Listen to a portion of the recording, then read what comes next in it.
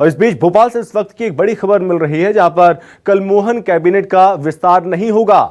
बता दें कि कैबिनेट को लेकर अब तक तय नहीं हुआ और मंत्रियों के नाम भी तय नहीं हुए हैं। क्षेत्रीय और जातिगत समीकरण साधने में बीजेपी आलाकमान जुटा हुआ है और यह माना जा रहा था कि कल छत्तीसगढ़ के साथ मध्य प्रदेश में भी कल मंत्रिमंडल का गठन हो सकता है। हालांकि अब यह खबर सामने आ रही है कि मध्य प्रदेश में कल मंत्रिमंडल का गठन नहीं होगा।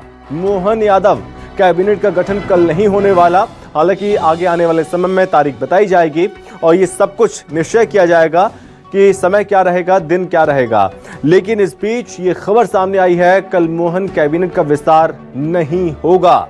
हालांकि संभावित नाम जरूर सामने आ रहे हैं। किन नेताओं को जगह मिल सकती है, कुछ पुराने चेहरे और कुछ नए चेहरों को मंत्रिमंडल में मौका मिल सकता है। और इस पर ज्यादा जानकारी के साथ बातचीत करने के लिए रेजिडेंट एडिटर सुधीर दंडोतिया हमारे साथ जुड़ गए हैं। तो सुधीर जी, लगातार कयास लगाए जा रहे थे कि छत्तीसगढ़ के साथ मध्य प्रदेश में भी कल मंत्रिमंडल का गठन होगा, लेकिन अब ये खबर सामने आ रही है, अभी कुछ तय नहीं हुआ, कल मंत्रिमंडल का गठन नहीं होगा। देखिए, बिल्कुल संभावना इसी बात की ज्यादा जताई जा रही थी कि कल मध्य प्रदेश में मंत्रिमंडल का विस्तार हो सकता है, पर लेकिन अब तक मंत्रियों के नाम तय नहीं किए गए हैं। मध्य प्रदेश में ये माना जा रहा है कि 16 से 17 नए मंत्री शपथ लेंगे। उनके नाम क्षेत्रीय समीकरण, जातिगत समीकरण और जो बड़े नेताओं के कहना चाहिए कि जो समर्थक है उनको भी ध्यान में रखना है। खासकर अगर बात करें तो ज्योतिरादित्य सिंधिया, उनके कई सारे समर्थक इस बार चुनाव जीत कर आए हैं, उनमें से कितनों को मंत्री पद की शपथ दिलाई जाए, ये एक महत्वपूर्ण बिंदु है। इसके अलावा पुराने मंत्रियों को भी कैबिनेट में शामिल करना है। जो केंद्र सरकार से केंद्र में मंत्री थे, उन मंत्रियों को प्रदेश सरकार में क्या पद दिया जाए, ये भी एक देखना है। और सांसदों को जुड़ाया गया था, उनकी भी भूमिका मंत्रिमंडल में क्या रहे, ये भी सब तमाम चीजें तय होनी है। 2 दिन से लगातार दिल्ली में केंद्रीय नेतृत्व के साथ बीजेपी संगठन की बैठक चल रही थी। कल देर शाम को मुख्यमंत्री मोहन यादव, डॉक्टर मोहन यादव के साथ में बीजेपी प्रदेश अध्यक्ष वी डी शर्मा की मुलाकात हुई। आज दिन में तकरीबन 2 से 3 घंटे वी डी शर्मा और प्रदेश के जो संगठन महामंत्री हैं हितानंद शर्मा, उनके साथ में बीजेपी नेतृत्व की चर्चा हुई और उसके बाद कुछ नामों पर सहमति बनी है, पर लेकिन कुछ नाम अभी भी बाकी है। और यही वजह है कि अभी तक नामों को हरी झंडी नहीं मिल पाने के कारण अब इस बात की संभावना काफी कम जताई जा रही है कि कल मंत्रिमंडल का विस्तार किया जाए।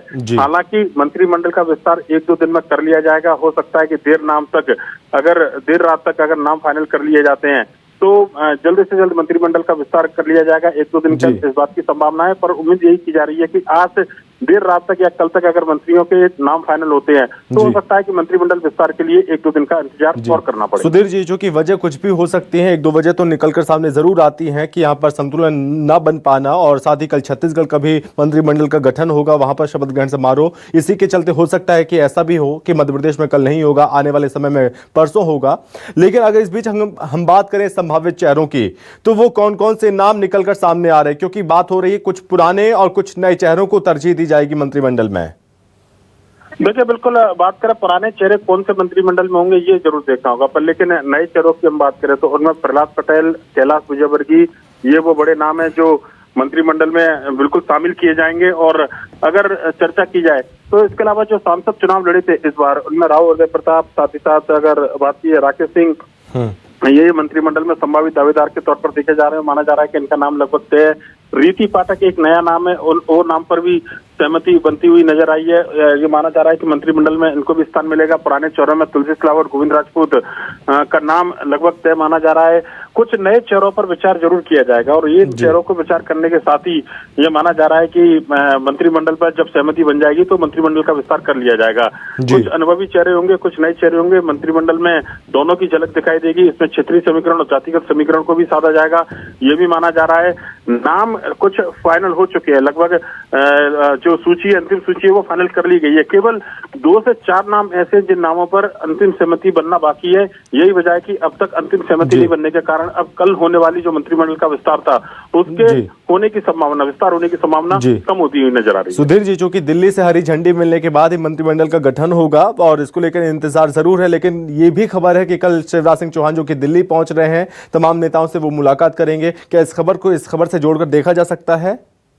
तो लेकिन निश्चित तौर पर जब बड़े नेताओं से चर्चा की गई है दिल्ली के अंदर, कैलाश विजयवर्गीय, प्रहलाद पटेल, नरेंद्र सिंह तोमर, ज्योतिरादित्य सिंधिया, वी डी शर्मा, ये नेता जेपी नड्डा और बीजेपी केंद्रीय नेतृत्व BL संतोष के साथ में मुलाकात करके आ चुके हैं। जी। तो अगर पूर्व मुख्यमंत्री शिवराज सिंह चौहान जा रहे हैं और आज अगर लिस्ट फाइनल नहीं हुई है, कल अगर JP नड्डा से उनकी चर्चा होगी तो निश्चित तौर पर मंत्रिमंडल के संभावित नामों पर भी विचार किया जाएगा। हो सकता है कि शिवराज सिंह चौहान के कुछ पसंद के नामों को भी तरजीह दी जाए, इस बात से इनकार नहीं किया जा सकता। पर लेकिन अंतिम फैसला दिल्ली को लेना है, केंद्रीय नेतृत्व जो बीजेपी का है उसको लेना है। मध्य प्रदेश से जो नाम संभावित दावेदारों के गए हैं उनमें से नामों को शॉर्टलिस्ट किया जाएगा और उसके बाद दिल्ली से सूची जो है बीजेपी संगठन को भेजी। बीजेपी संगठन जो है सरकार को बताएगा कि इन नामों पर अंतिम मोहर लगी और इन चेहरों को जो है मंत्री पद की शपथ दिलाई जानी है। ठीक है सुधीर जी, बहुत धन्यवाद आपका हमसे बातचीत करने के लिए।